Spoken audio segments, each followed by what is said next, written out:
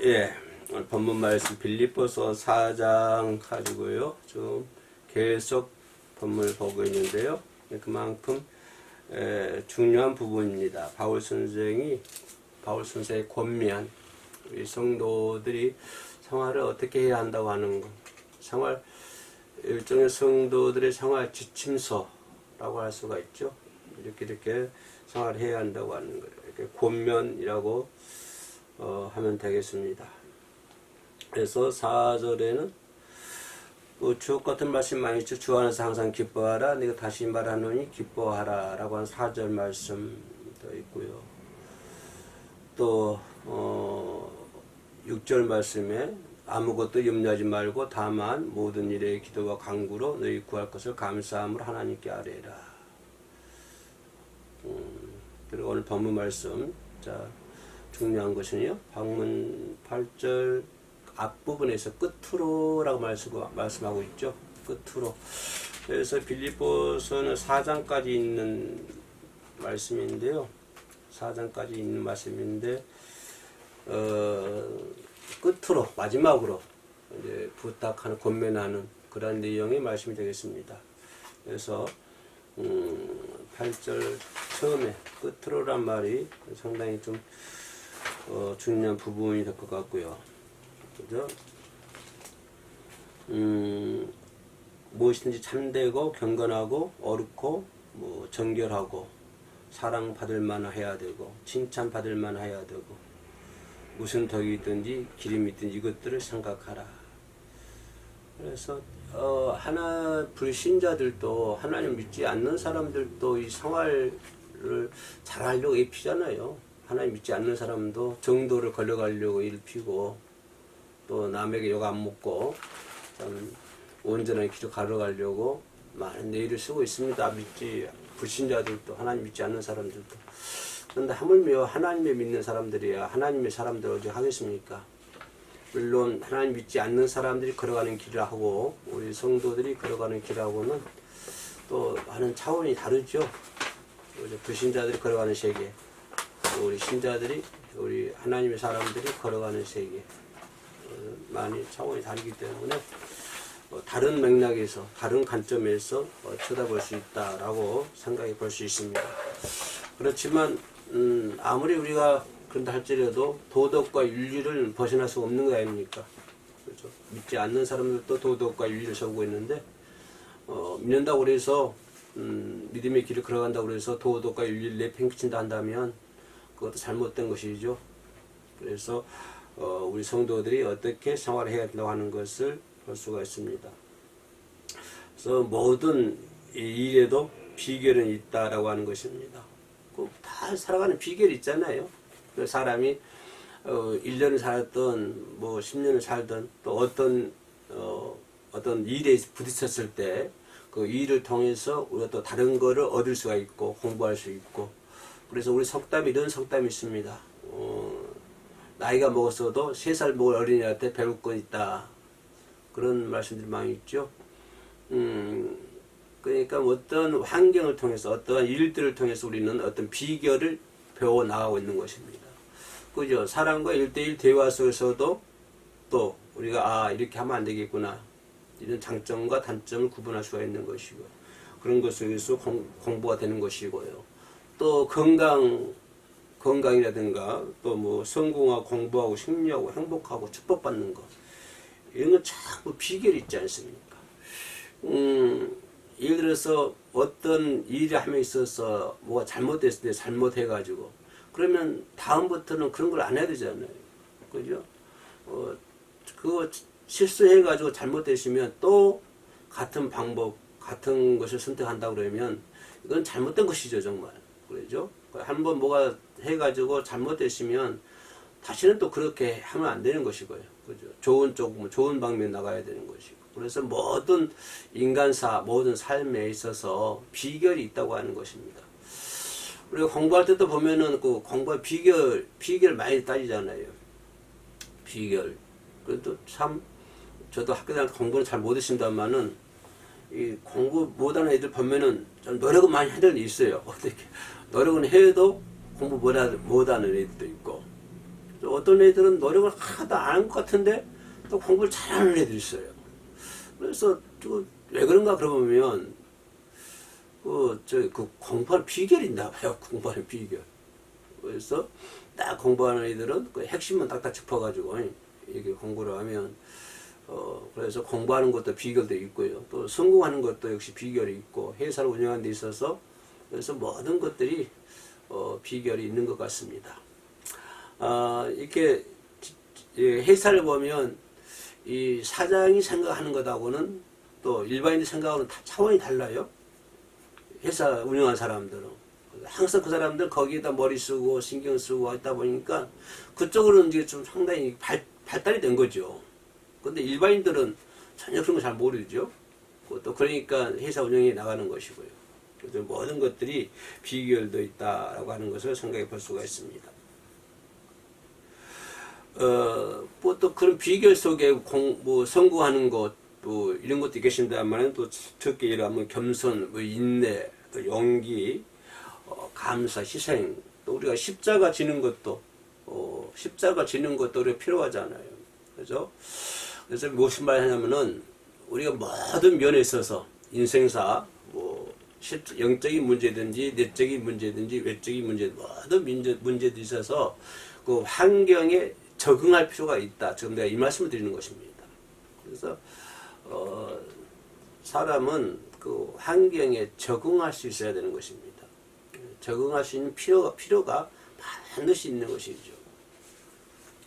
그러면 어떤 것에 환경에 우리가 적응을 해야 되냐면은 생각해 볼 수 있는 것은 무엇이든지 최선을 다하라 이 말입니다. 최선을 생각하라 그런 것입니다. 최선.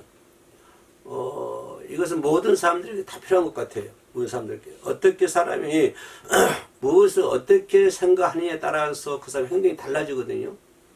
그러니까 우리가 생각하는 것이 항상 최상의 것을 생각해야 된다고 하는 것입니다. 최선의 것을 생각해야 된다고 하는 것입니다.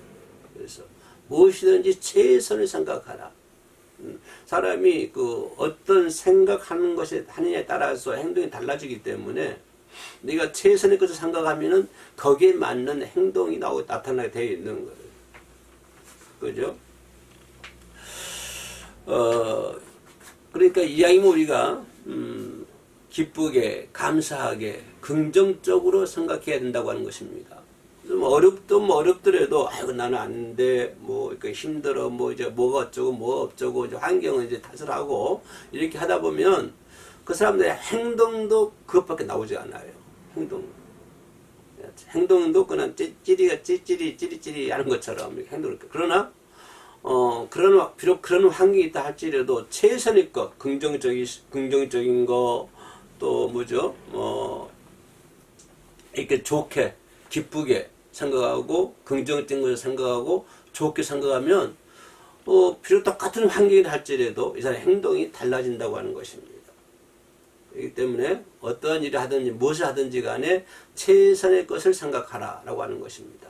그러면 행동도 거기 맞는 것이 나온다. 그래서 무엇이든지 비록 지금 환경 탓하지 말고 좀 환경 어떻게 되는 환경이 있다 하든지 간에 최선, 최고, 최대의 것을 생각해야 된다고 하는 것입니다. 나는 최대의 것 생각할 것도 없어, 말 것도 없어, 이렇게 말해버리면 할 말이 없습니다만은, 그러나 그 환경을 할지라도, 그죠? 내가 처해 있는 환경이, 비록 그런 환경이라 할지라도, 그래도 거기서, 감사하는 거, 기뻐하는 거, 최대의, 최상의 생각을 해야 된다고 하는 것입니다. 그러면, 좋은 결과가 나올 것이고요.